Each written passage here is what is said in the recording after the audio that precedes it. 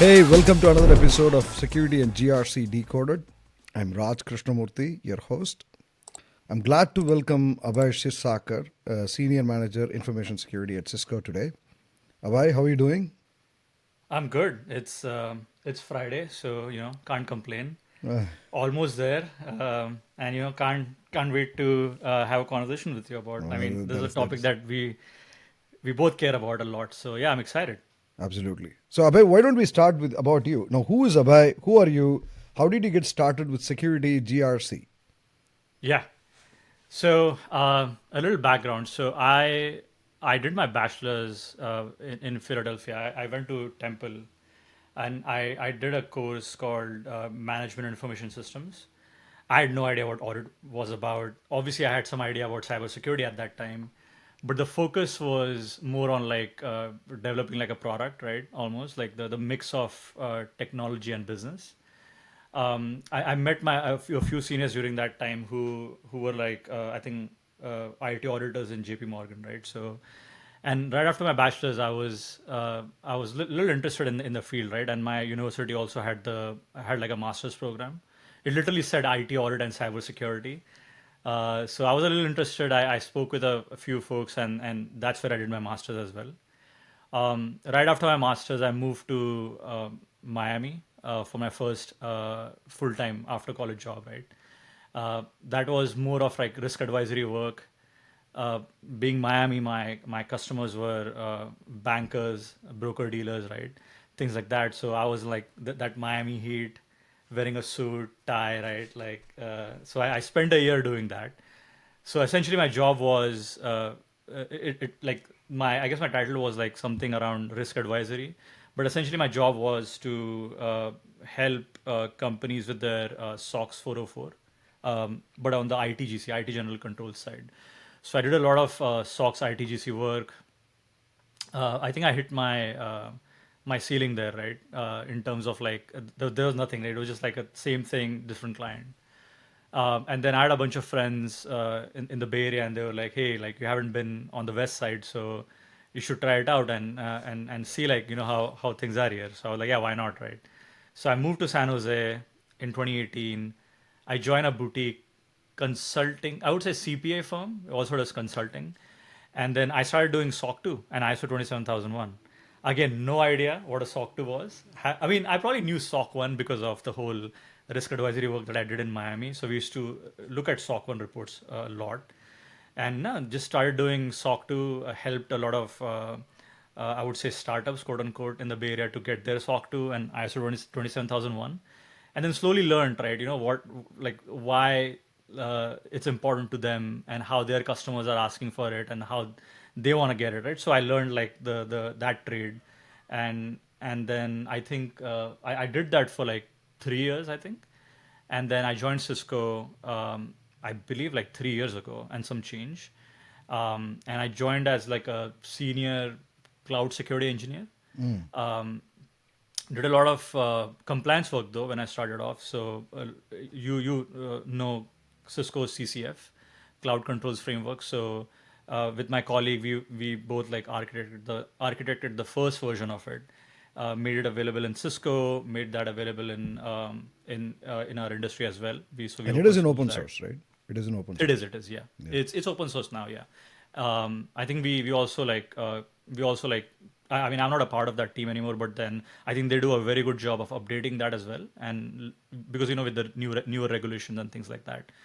So I did that at Cisco, and then after like I think 6 months or so, I started doing a lot of security, quote unquote, security work. So I was like going a little bit away from like traditional compliance, and started doing a lot of like I would say product security work.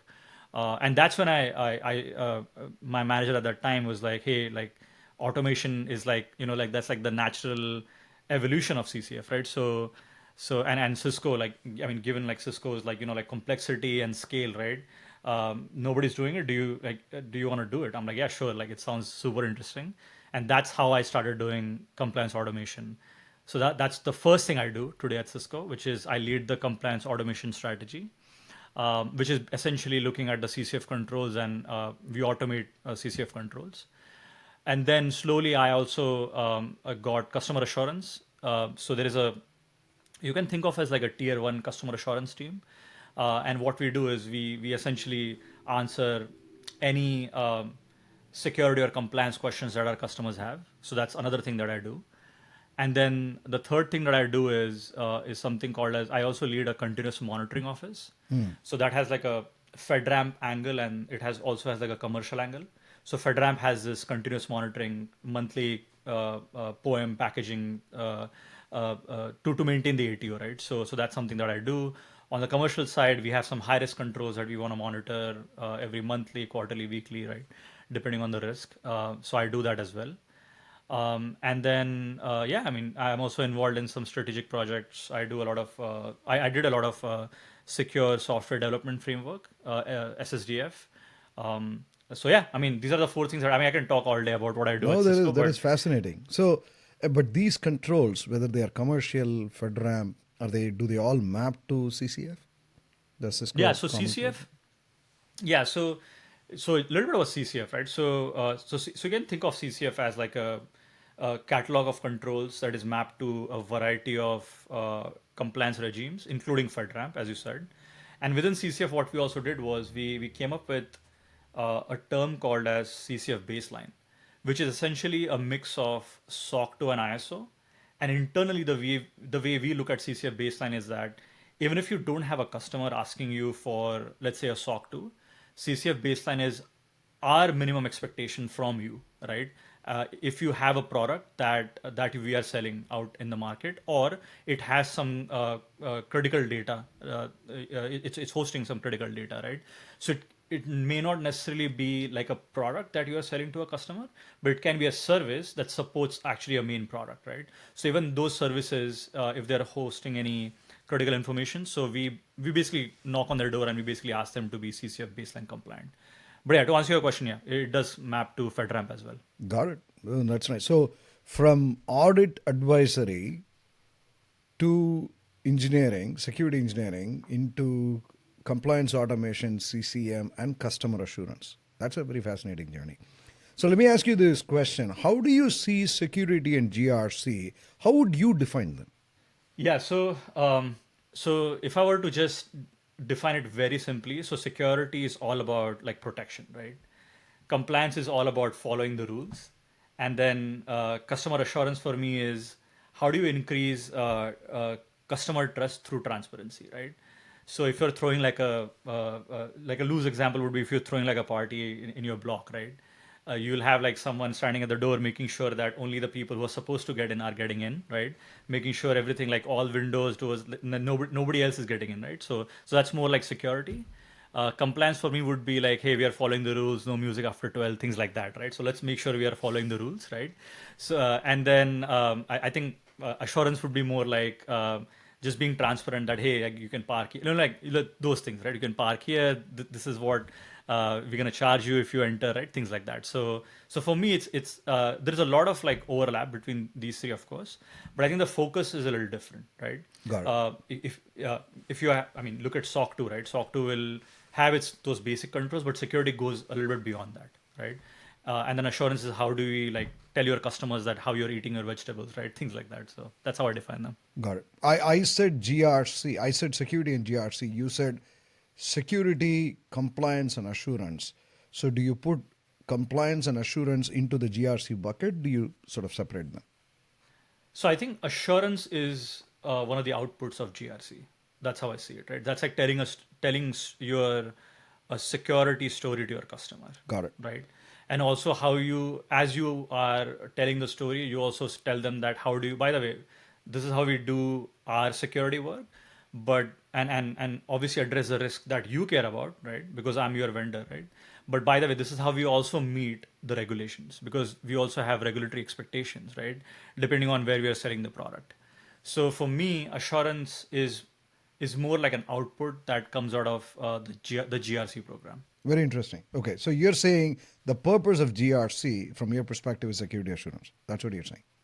One of the outcomes, yeah. I mean, of course, like you have to reduce the risk, right? That because that's where the real damage can happen, right? You can calculate like the SLEs and whatnot, but then yeah, like making sure your protecting the company, making sure like you're being transparent to your customers through solid evidence. I think all this is like an output of a GRC Got it. program. Got it.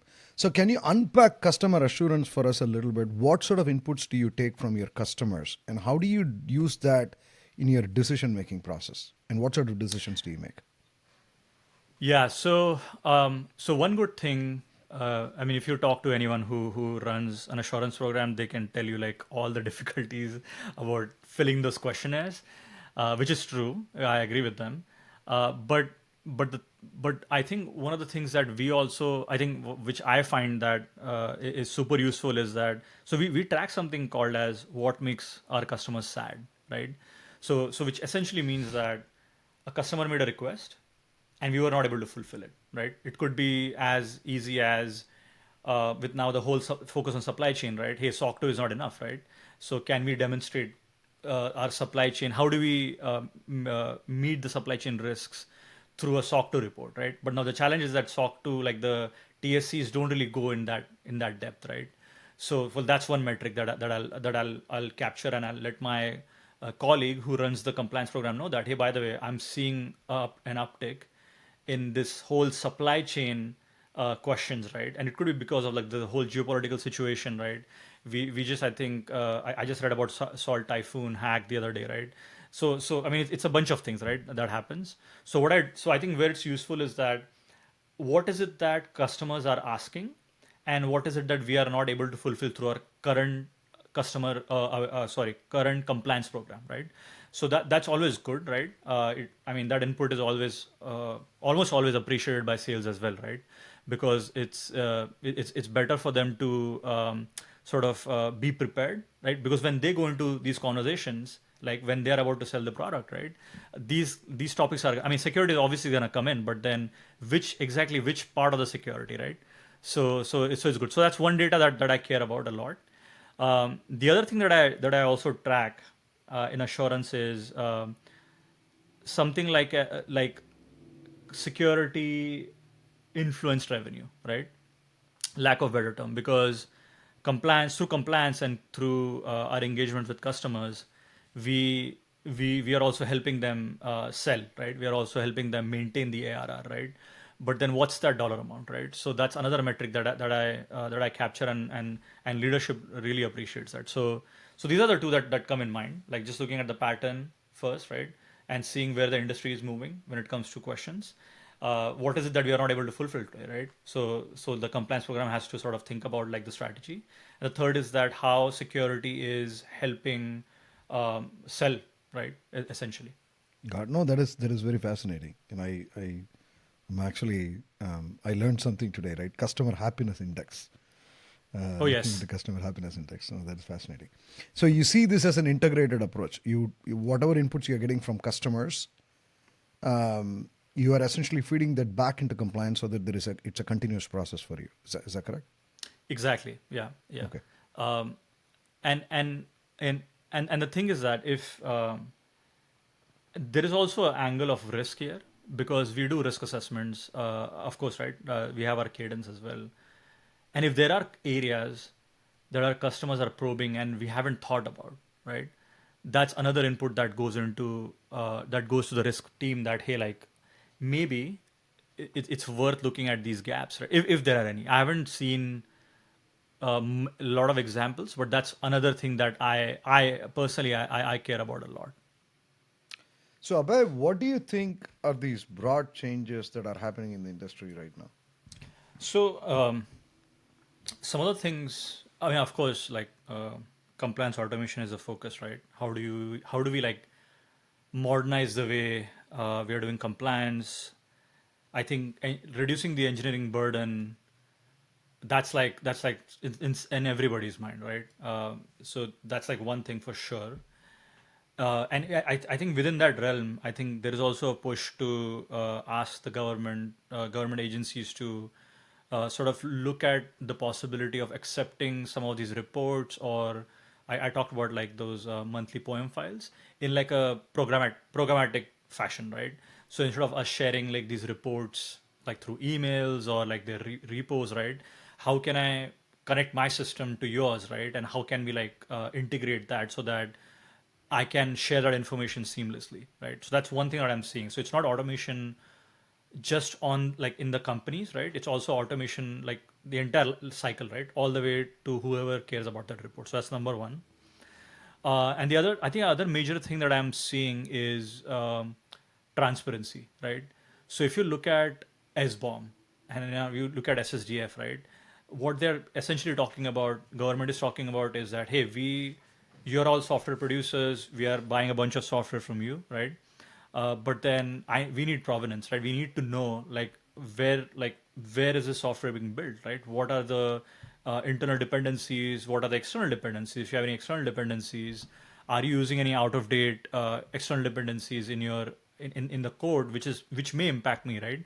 Going back to what happened in SolarWinds as an example, right? Or what happened very recently with Salt Typhoon, right? So those are like the two, and I think transparency. I think that's a complicated problem to solve because if and transparency is not just like from the government, right? It's from the customers as well. It's also on the commercial side, because if you look at any vendor risk team on the customer side, right? If it's a good team, they will always have an assumption that all my vendors they are not doing good security, right? So they'll always dig in deep. They'll always have sophisticated questions, right? And on the other side, like the team that I run, right, we'll always try to make sure that we are obviously want to be transparent, but we also have our internal policies that restrict us to from sharing information, right? So I can maybe talk about like how we do change management, how we package and build software and ship it out to you. But then if you ask me to pull up my GitHub repo and ask me to like show like the master branch protection settings all the way to like, I don't know, Git actions and how everything gets packaged, I think that's a little challenging, right? Because for me, I don't want to reveal much because that's also a risk, right? So I think the transparency portion, although it's the right question to ask, it's a challenging problem to solve, right? And I think as an industry, we all should like come together to like maybe like a framework, right? Or maybe like an approach that will work for all the stakeholders. So I would say like automation, transparency, and within transparency, I'll say right now the trend that I'm seeing is more like supply chain security with SBOM and SSDF. Got it. And how do you think companies should adapt to these changes? So I mean, the one challenge, transparency, I frankly don't have like a good answer. But then through your customer trust programs, right? You can maybe have like a demo of like a test environment, like showing them the process, right? I don't know if that's going to be like an acceptable solution for our customers, right? But then so that's one thing that where I don't know like what the answer is. When it comes to GRC, like when it comes to automation, right? I feel like if you're able to convince the auditors, and if you're able to tell the auditors that, hey, I have done my automation. This is how we do compliance in my company, right? And you have all the rights to test the completeness and accuracy of the data. I think that's one way of like winning the trust from the third party auditors. And a similar exercise on the government side, right, where we're telling them that hey, like you can do like the CNA, like the completeness and accuracy test that you want, and that's how they'll be able to, I guess, have more confidence on the data that you're sharing with them, right? Um, and also, I think telling the security story with risks, right? Because the risk that if you talk about supply chain, the risk that, as an example, the government sees, it's very similar to the risk that even we see as a company, right? We also have dependencies on some other like third party libraries. Even we want to make sure that those libraries are secured, right? So if we mix risk and if we bring risk in the conversation, I think that would be a much more effective strategy of dealing with all these stakeholders. Got it. So you have come through the ranks of audit and advisory, right, into compliance engineering and assurance. What do Yeah. you see are the differences between what we typically make out of GRC and what you do as you practice in a very dynamic environment like Cisco? Um, not much of a difference when it comes to like the mindset. Like it's the same playbook, right? When it comes like it's the same regulation, so we know the expectations are the same, right? So we all know what to do, right? One thing that we do here, I think very well, is we are very risk and metrics focused, right? And I talked about metrics before as well. So when it comes to risk, right? Again, we can't boil the ocean. That's the reality. It's a, you may be working in a similar size company, lot of teams, lot of things to fix, right? But the reality is that there is always not enough budget, like not enough like time, right? Things like that. So really knowing what are the risks that you have to treat, right? Where you need controls, effective controls, and then how to tell that story up in the chain using metrics, right? Um, uh, and I think that's something that and again it's a hard thing to do. It's time consuming, right? I mean, if you don't have time, then you can maybe look at the CIS has a RAM, like a risk management framework, which is a little bit more practical, but again it doesn't like cover the entire like landscape when it comes to risks, right? But it does uh, touch upon some of the important like technical aspects, right? When it comes to like your assets that you're spinning in your environment, things like that. So that's one. And then I think we also do a lot of we also bring revenue in our conversations a lot, right? Because I think we talked about security influenced revenue, right? I think that's super important. I think it's important for the leadership and for especially on the product side to understand like what's the value of not just the assurance team but also like your compliance team when it comes to maintaining the ARR, or if you're going and scoring like a new deal, right? So you're in a pre-sales process, right? So that's another thing that we try our best to capture a lot, and and that's how you also tell sales that hey, this is how we have been good partners with you, right? This is how much revenue we have influenced over time. So I think those are the two things that come in mind. I want to double click on that. That's a very interesting, fascinating point. I want to double click on that a little bit. So, Yeah. how do you now take that? You're talking about an integrated program from an assurance perspective into compliance, right? I would say broadly say governance, risk, and compliance (GRC). How do you go build this business case with your executive leadership teams? Yeah. So I will focus on four main areas, right? One would be, again, as I said, right, ultimately influencing the revenue growth, right? So using the tasks that we do every day, how does that unlock market access, right? We have products to sell, right? We have, I mean, my company sells products across the world, right? Which means that we also have to meet a lot of commercial and regulatory compliance, right? Depending on which region we are talking about. Some regions are more regulatory heavy than others, right? So really tying our compliance program to how does it unlock newer markets, right? For Cisco, right? And the other is that how do we stay out of trouble, right? So how do we meet regulatory compliance, right? So that's a given. There is no revenue attached to it. I mean, there is, but then I think the more is like how do we stay out of paying fines, right? Yeah. So, And how do you so that's protect like your how do brand? correct, exactly. So there is a brand reputation angle there as well, right?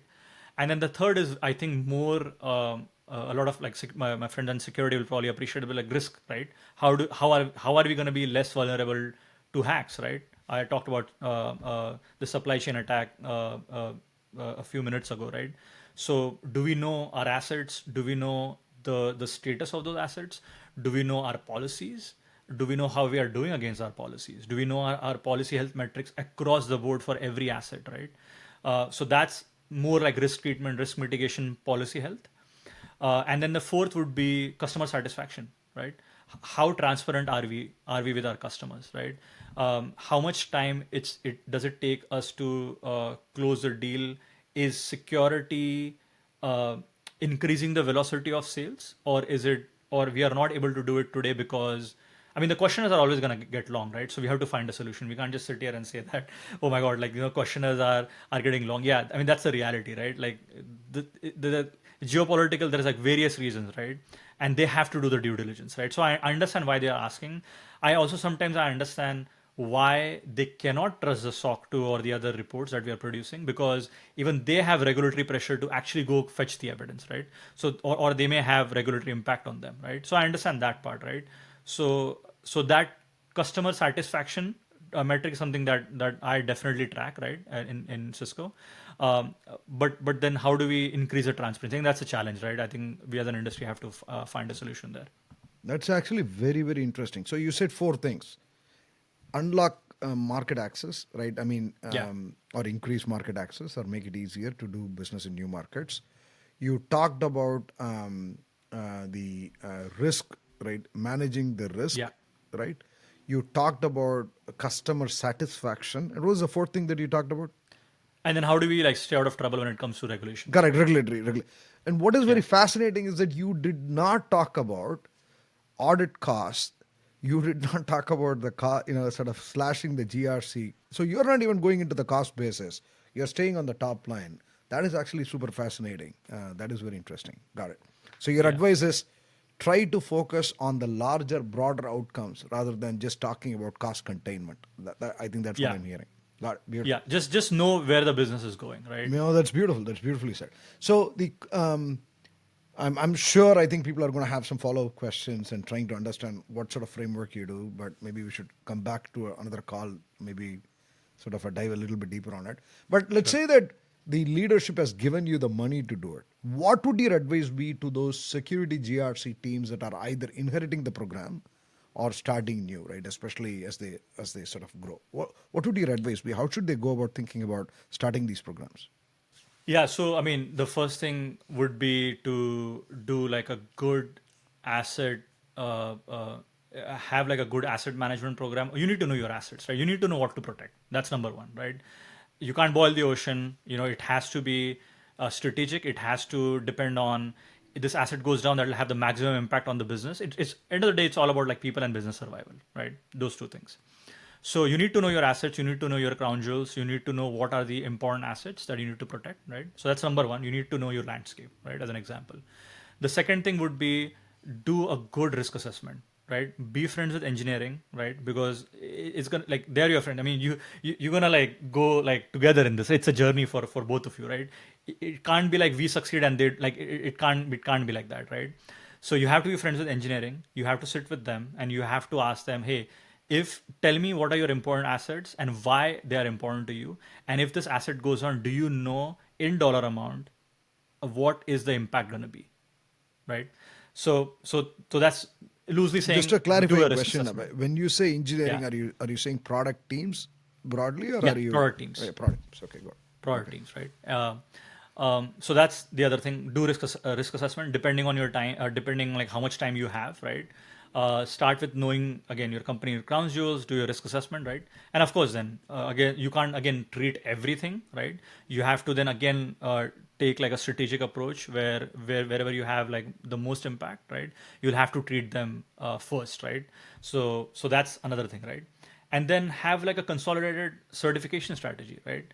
Something like CCF that we did, right? Which sort of eases the way, especially on engineering, right?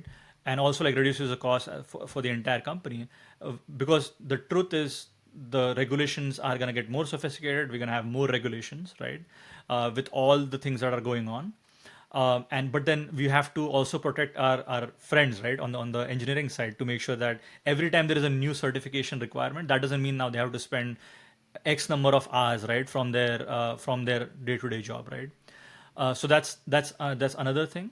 And then once you have created that, once you have reached a certain maturity point, you then also have to think about automation, right? Because that's another way of, well, two things, right? One, you tell a very effective story to your customers, right? Like you're modernizing the way you do compliance. You have near real checks so that it's not like if the control, let's say, fails in February, you will get to know that in August because that's when you do the audit. No, that's wrong, right? The moment control fails, it's flagged. You're going and remediating that right away. You're looking at the historic data, and then with historic data, you're looking at patterns, and you're also doing RCAs on like some of the systemic issues, and you're making sure that this doesn't happen again, right? And of course, there's going to be problems, right? You'll never have like a foolproof process, right? I mean, that's the assumption at least I go with, right? Got it. So you'll be able to address those systemic problems more effectively, in my opinion. And again, once you do like the process automation, the next will be like the controls automation, right? And once you do controls automation, then next will be the predictive analysis, right? So that's another You have like to keep going journey up. that you'll have to take. And Yeah. do you see this as a waterfall model, or do you see this as a very agile, iterative model? How do you sort of think about how to get quick wins, and how do we continue to build on that progression? So, so quick wins would be just listen to where uh, your company's, let's say, lack of leadership is complaining about, right? It could be sales leadership complaining about that, hey, X number of TAM, we are not able to address it because we don't have this, there is a compliance roadblock. That's one strategy, right? Listen to what your sales leadership is saying. Again, listen to where the business is going, right? Observe that. And the second would be like where the real risks are, right? Go talk to your security leadership. I'm assuming you are like someone who either inherited or this is like a new program, right? Go talk to security folks and see what they care about, right? And see if there is an overlap. Maybe you can achieve something with like go to market. Maybe you can also address some real risks, right? And the other is like go talk to engineering, right? If what complaints do they have from the way we have done compliance so far, right? Maybe we don't have a consolidated search strategy. Maybe every time there is a audit that happens, you have to go to engineering, and engineering is probably hit 10 times in a year for an audit, right? Which is wrong, right? You need to have a solution where you gather evidence either automatically or you gather evidence once and then you figure out how you can reuse it multiple times, right? And how you can like consolidate all your audits, right? So yeah, have a consolidated audit strategy as well with your search strategy. Got it. Thank you. You have a very interesting sort of combination of sort of experience here, right? You've been an engineer, you've been sort of come through the audit ranks, been an engineer, also been a manager, managing the compliance in the automation team. And what would you say to those people that say that, we have already automated anything that needs to be automated? How would you approach this from an engineer's point of view and from a manager's point of view? What advice would you give them to go look for Yeah. to better their GRC posture? So from an engineering, from an engineering mindset, right? I think one thing that I often tell my team is that always challenge the status quo. There is always going to be something that you will find, right? That like a better way of doing things, or maybe there is something that we didn't think of when it comes to like some sort of a solution, right? And create those relationship with your counterparts. It may be like an engineering team, right, on the other side, right?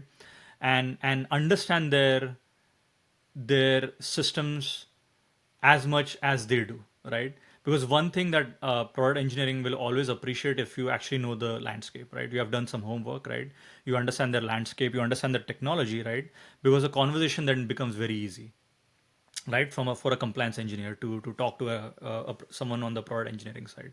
Uh, Telling you from my first hand experience, right? The time when I didn't know, let's say, what a tenable was, to the time where I knew how to read a tenable reports and how to have that conversations with engineering, night and day difference in the conversations, right? They saw me as like one of their own, like, to lack of a better term, right? So I think if there is some compliance engineer who's trying to I think who has like done all the automation and everything. Again, one thing that I also want to unpack is the word automation, right?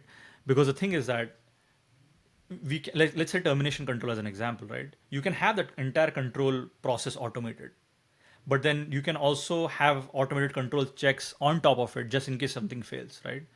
So I don't know like where you are in that journey, but if you have achieved everything that you had to, right? I think then the next step would be to actually look at the data, right? Is there any predictive analysis that we can do given the historic data, right? Because each control will have some sort of attributes, right? So if a control has, let's say, 3 attributes, and let's say attribute A fails, so let's flag them. Let's flag that control, maybe not red, but maybe orange, right?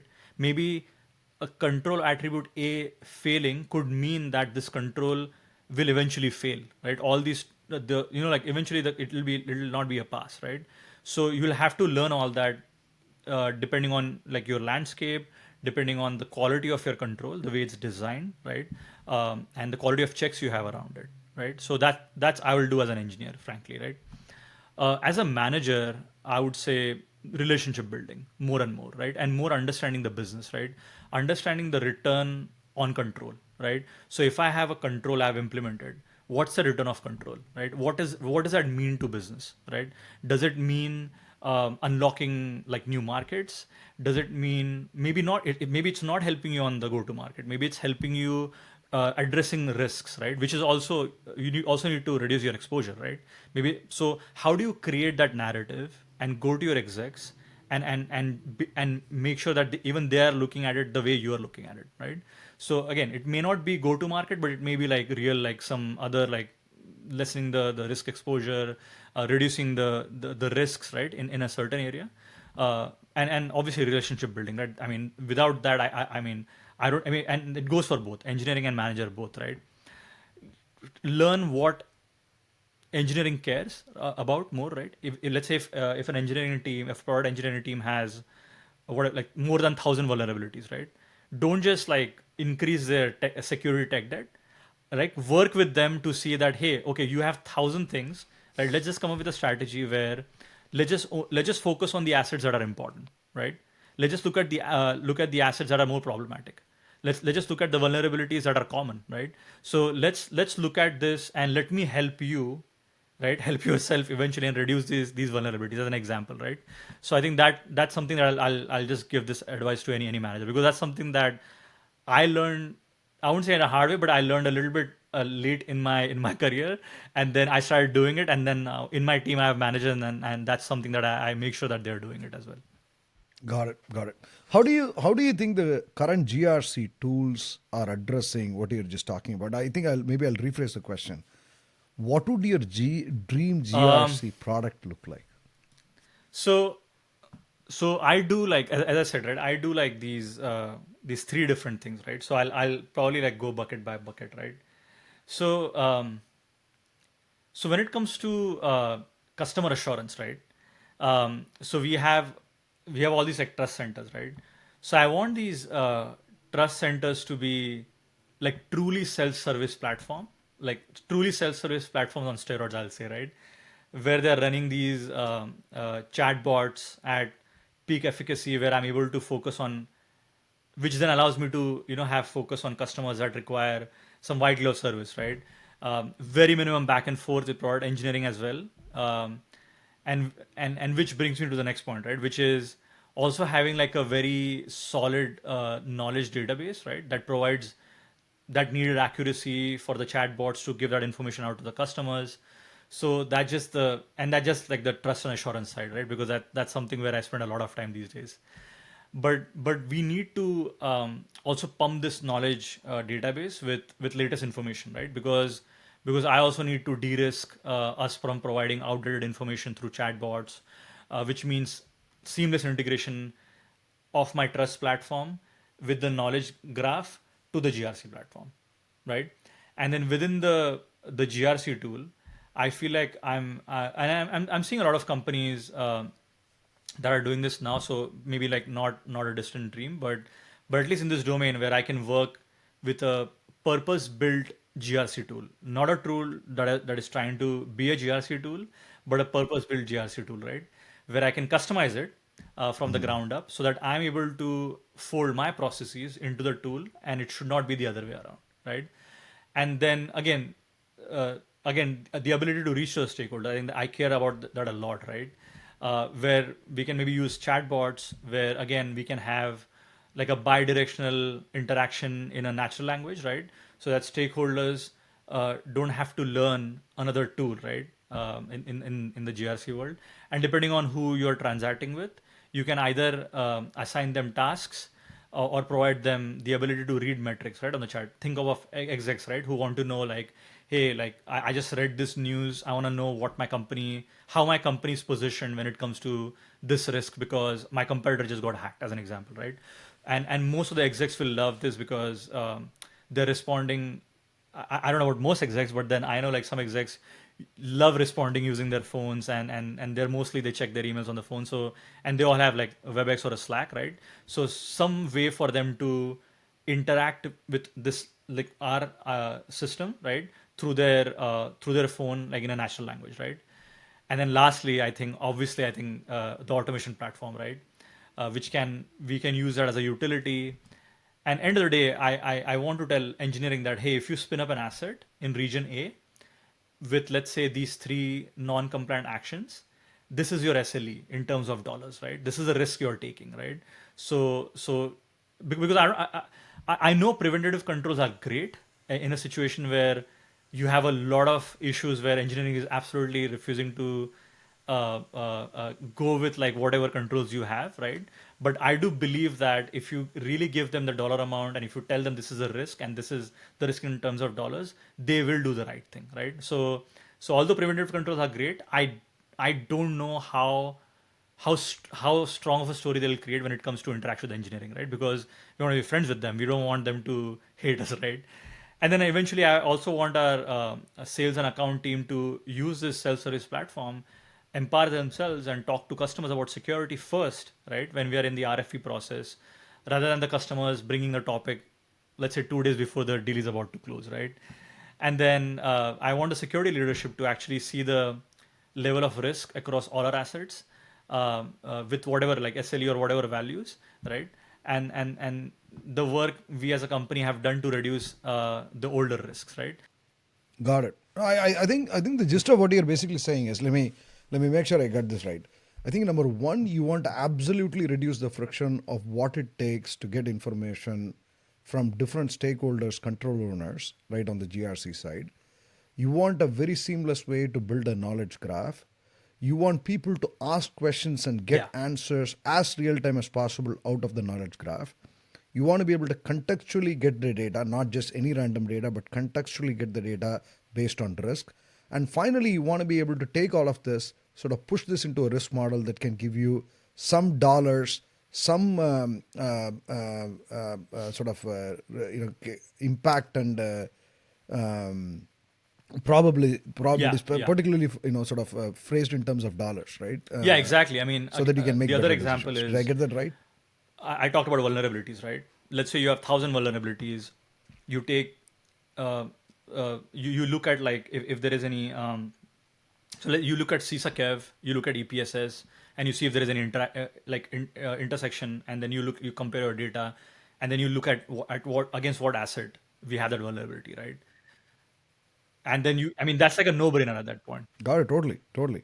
And the knowledge graph allows you to do so because it's a sort of a Correct. multi-relationship structure Gives you that more allows you to context, be yeah. able to look across all these different data sets. So in other words, yeah, in other words, I think what I'm hearing from you, sort of, if I have to phrase this, you want this GRC and customer assurance to be almost like an observability plane for security, right? So most of what we are doing in security Yes. operations, I think you want to help them, right? And rather than sort of be a roadblock, right? You want to be an enabler for better security Roadblock and for also better like I customer don't want us to success. just like compliance with just to work in a silo, right?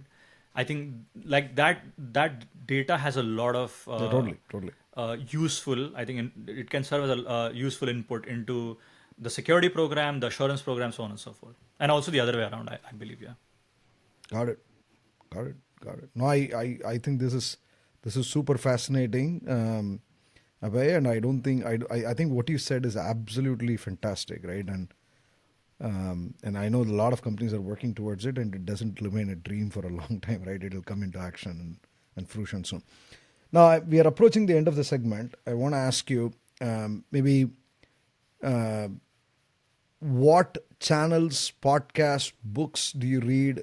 Anything that you Yeah, want to share with so the I users? Anything do fun? have some books there, but the one that I read, well, I'm reading today, well, these days is, I mean, I don't know if you can see this. It's called How to Measure Anything in Cybersecurity Risk. Yes, And yes, and this is, Doug Hubbard and I Richard mean, Chason. I truly believe that when it comes to metrics, there is a lot we can capture. There is a lot that we can report on. I so anyway, so that's one thing that I read, and the other thing that I mean, I usually look at like some of the CISSP, ISSAP books that are recommended on security engineering, because I feel like I haven't, personally speaking, I haven't done like in-depth security engineering work just yet. So for me, I'm usually curious, like, hey, like I want to like like really like sharpen my security engineering skills. And of course, like there's like a bunch of like cybersecurity podcasts, and that's how I learned about like this Salt Typhoon hack as well very recently, right? So there's like a bunch of cybersecurity podcasts that, I mean, I don't have like a favorite one, but then I keep like hopping depending on the topic, because like on the app I'll see like a topic and I'm like, okay, that actually sounds interesting, so I'll go and I'll watch it. Like the other day I saw like how like laptops can be compromised using like the USB charging cable, right? It looks like a normal USB charging cable, right? So there's like a lot of like fun stuff that I usually read. But then I think one important thing is also like talking to your peers, right? I think because when it comes to I mean, let's just talk about automation for an example, right? It's a hard problem to solve, right? And I think it'll be I don't think so it'll be right for me to think that I'm the only one who knows the solution for it. Although I'm in a very like, I mean, given like, like my company's landscape, it's very challenging, right? So if I solve here, that means this is the answer, right? So I feel like we all can together solve that problem, right? Just like how we have done it in other domains as well, right? So what that means is I'll usually like talk to my industry peers, experts. I'll obviously we do some brainstorming sessions as well, right? And yeah, I want to jointly solve the problem. So I talk to industry peers. I see not just in the automation area, but also in the assurance area, right? Hey, what are your customers? How do you handle this situation, right? How do you handle that situation? Hey, this new regulation has come up. So like, what does that mean to your company, right? And when it comes to automation, like, hey, there is this ingestion problem that we have because change management control is so complicated, right? So this is how I'm thinking. What do you mean? What do you think, right? And also metrics, right? Hey, this is what I'm thinking about reporting next time. Like, do you think it'll be like, so those things, right? So also like being in touch with industry. I think our industry is pretty close in it and very helpful. So that's another thing that I do. Totally. I think that's all.